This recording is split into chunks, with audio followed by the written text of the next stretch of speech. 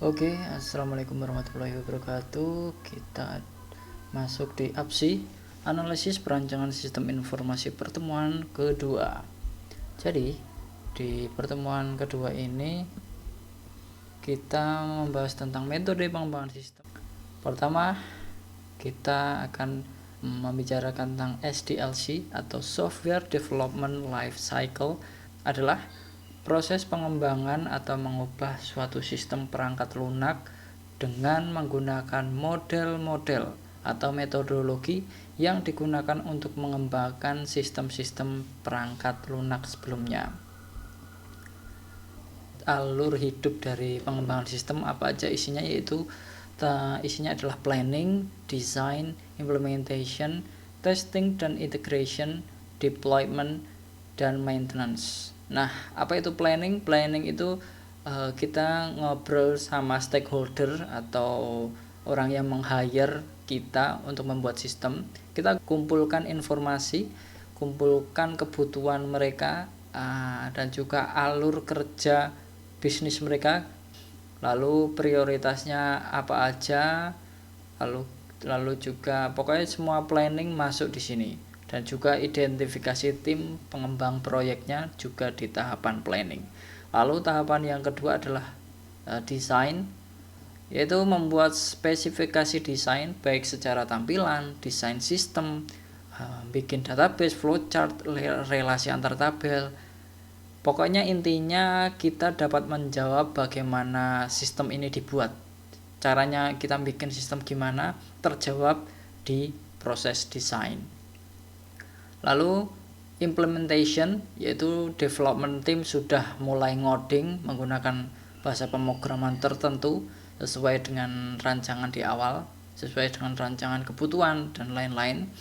Lalu yang selanjutnya adalah testing dan integration.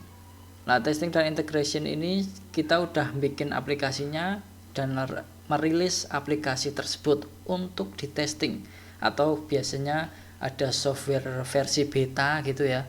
Nah, agar kita ngetes ke user, lalu apakah ada bug atau error atau masalah lainnya.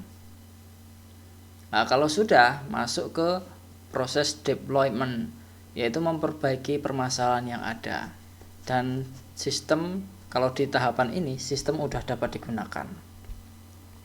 Selanjutnya ada maintenance, yaitu setelah software aplikasi udah dirilis ke publik, ke market, ada pembaruan, mungkin ada bug yang muncul gitu, kita perbaiki di proses maintenance. Atau bisnisnya makin melebar atau kebutuhan user makin banyak, kita kembangkan di proses maintenance. Nah, itu alur hidup dari pembuatan sistem tuh ada 6 tadi ya. Ada analisa, design, implementation, testing, deployment, dan maintenance tadi. Nah, setiap software engineer harus memiliki pengetahuan yang cukup untuk memilih SDLC model. Kalau tadi kan isi dari alur hidup pengembangan sistem. Kalau sekarang modelnya itu apa aja, jadi bisa diwolak-walik. Apakah harus berurutan, apakah kita harus bikin prototype dulu, atau jadi nggak melulu alurnya seperti tadi.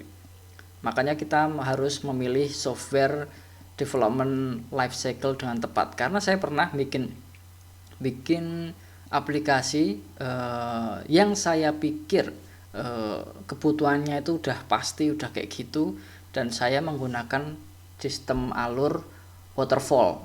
Ternyata salah besar, karena ternyata kedepannya malah banyak revisi, banyak permintaan lain yang harusnya bukan menggunakan waterfall, karena yang capek malah programmernya, itu contohnya. Tapi yang penting adalah kita harus tepat memilih SDLC model agar pembangunan sistem ini lebih efektif, efisien.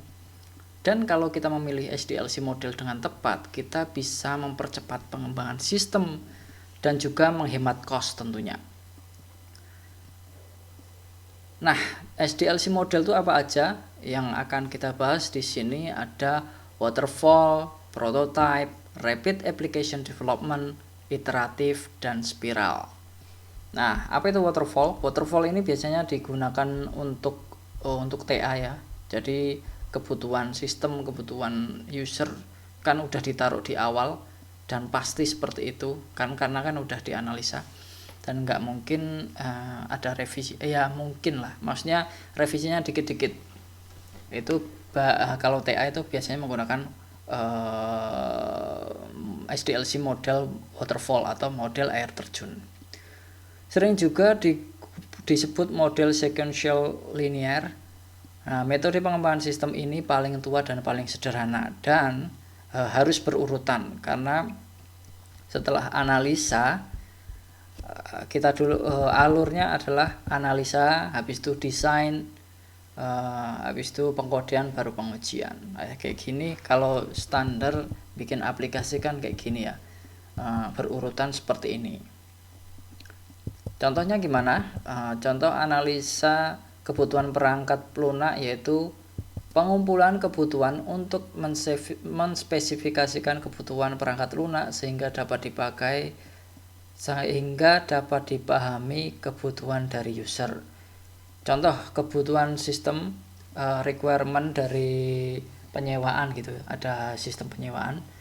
Pertama, halaman user yaitu pengunjung dapat melihat website. Tentunya bisa registrasi juga. Ada proses loginnya juga, bikin pemesanan, konfirmasi pembayaran. Ini untuk halaman user. Kita juga harus memikirkan halaman adminnya. Halaman admin nanti bisa mengelola harga, bisa mengelola foto-foto, galeri, dan juga data berita, data transaksi, dan juga laporan. Nah, ini semua ini dilakukan di proses analisa.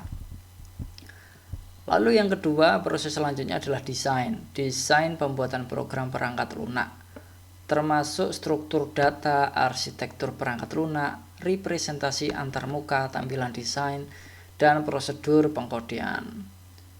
Contohnya gimana? UML untuk merancang dan mendokumentasikan sistem yang dibuat. Sedangkan untuk menggambarkan relasi antara objek dapat menggunakan ERD. Nah, semua desain, semua tampilan, desain database, relasi tabel, semua dilakukan di proses desain. Lalu yang ketiga, proses selanjutnya pembuatan kode program. Yaitu ya mungkin kalau penyewaan tadi bisa menggunakan PHP atau mau bikin aplikasi mobile. Nah, itu sesuai kebutuhan yang telah ditentukan di awal. Lalu pengujian fokus pada perangkat lunak dari segi logik dan fungsional, serta memastikan bahwa semua bagian sudah diuji sehingga hasil keluarannya sesuai yang diinginkan. Nanti proses pengujian ini bisa melakukan, mungkin contohnya menggunakan black box testing dengan mengamati hasil eksekusi melalui data uji dan memeriksa fungsional dari perangkat lunak yang dibuat.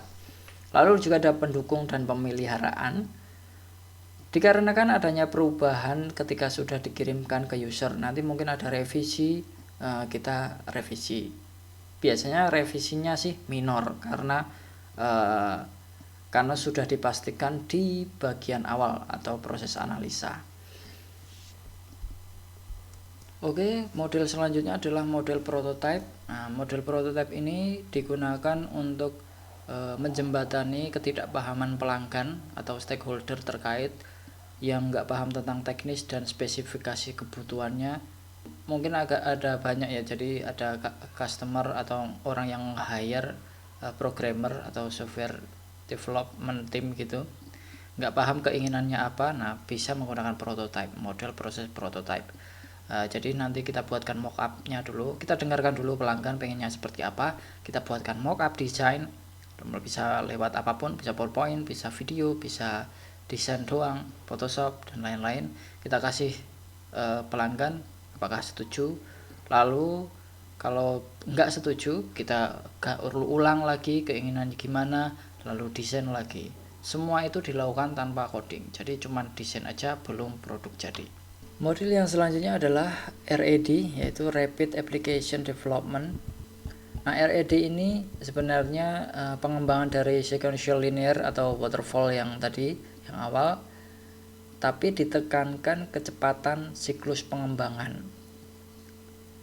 Lalu tahapannya apa aja? Tahapannya hampir sama kayak prototype, tapi lebih ditekankan requirement dulu. Requirement dan planningnya lebih dimantapkan. Pertama, jadi di rapid application development ada 3, planning dan requirement, design workshop, dan juga yang terakhir adalah implementation. Nah, di requirement planning ini, di tahapan yang pertama harus diketahui apa aja yang menjadi kebutuhan sistem dan juga mengidentifikasikan kebutuhan informasi dan juga masalah yang dihadapi. Nah, nantinya sistem ini untuk apa dan batasan-batasan sistem apa aja dan kendalanya juga dibicarakan di requirement planning. Lalu selanjutnya ada design workshop, yaitu mengidentifikasi solusi alternatif dan memilih solusi yang terbaik dari masalah yang terjadi yang ditemukan di fase pertama atau requirement planning. Kita kasih solusi alternatif, disuruh milih user atau pelanggan tentang solusi yang kita berikan untuk mempercepat proses pembuatan tersebut. Nanti taruhnya di design workshop. Lalu yang terakhir adalah implementation, yaitu proses coding dalam sistemnya seperti apa. Selanjutnya adalah model iteratif, atau dalam arti bahasa adalah berulang-ulang, yaitu mengkombinasikan proses-proses pada model air terjun atau waterfall dan proses berulang-ulangnya prototype. Model ini dibuat untuk mengatasi kelemahannya waterfall yang tidak mengakomodasi proses iterasi atau berulang-ulang, dan mengatasi kelemahan dari metode prototype yang mana prototype itu prosesnya terlalu pendek. Jadi muncullah model iteratif ini. Nah, model iteratif ini sendiri juga prosesnya cukup panjang dan terus berulang-ulang. Nanti kalau setelah analisis, desain, coding, lalu pengujian menghasilkan produk versi 1. Habis itu kalau mau upgrade lagi, mau menambahkan fitur lagi, mengulang lagi proses selanjutnya. Nah, model iteratif ini analisis atau proses planningnya singkat, requirement-nya belum diketahui secara utuh nggak apa-apa, yang penting jalan langsung desain, langsung coding, dan pengujian. Kalau ada revisi, mengulang lagi prosesnya. Itulah proses model iteratif, atau dalam bahasa gampangnya adalah berulang-ulang. Selanjutnya adalah model spiral, adalah salah satu metode yang dapat digunakan dalam pengembangan perangkat lunak. Nah, model spiral ini penggabungan dari model prototyping dan model waterfall, di mana model prototyping yang difokuskan pada penyajian atau presentasi pada user dengan format input dan output. Kemudian perangkat lunak tersebut akan dievaluasi. Nah, model spiral ini menekankan pada analisa resiko setiap tahapannya. Nah, fungsinya model spiral untuk melakukan perubahan, penambahan, juga pengembangan perangkat lunak dengan memaksimalkan aspek kecepatan, ketepatan berdasarkan keinginan dan kebutuhan usernya. Ini cocok banget untuk proyek yang skalanya besar, biayanya nggak terlalu mahal, target waktunya nggak terlalu lama, bisa menerapkan model spiral. Tahapan pertama, pokoknya ada komunikasi antara pihak-pihak yang terlibat, antara sistem analis dan juga user yang akan menggunakan atau stakeholder yang terkait. Tujuannya untuk memperbaiki dan mengembangkan software sesuai kebutuhan dan keinginan hingga memuaskan user. Tahapan yang kedua adalah tahapan planning. Planning ini perencanaan meliputi estimasi biaya, batas waktu, jadwal, identifikasi lingkungan kerja, dan sumber-sumber informasi untuk melakukan iterasi atau teknik perulangan yang kayak tadi. Hasil dari tahapan ini adalah dokumen spesifikasi kebutuhan sistem dan bisnis. Lalu yang selanjutnya tahapan analis resiko. Tahapan analisis resiko ini berfungsi untuk mengidentifikasi resiko yang berpotensi akan terjadi. Nanti juga akan menghasilkan solusi alternatif dan juga mitigasi kalau ada kegagalan proyek atau ada kesalahan, diharapkan bisa diselesaikan. Lalu yang selanjutnya adalah tahapan rekayasa atau engineering. Pada tahapan rekayasa, kegiatannya seperti udah mulai coding, bikin software, membuat prototype, desain dokumen, dan pengujian. Tahapan selanjutnya adalah konstruksi dan peluncuran. Dibutuhkan untuk mengkonstruksi atau menguji dan juga melakukan instalasi dan menyediakan support terhadap user. Langkah selanjutnya adalah tahapan evaluasi. Nah, pada tahapan evaluasi, sistem analis membutuhkan masukan dan tanggapan dari para user dalam mengevaluasi perangkat atau produk yang diuji. Nah, ini proses ini nanti ada evaluasinya dari user yang menggunakan produk tersebut. Kalau model spiral ini ada analisa resikonya, yang ini perbedaannya.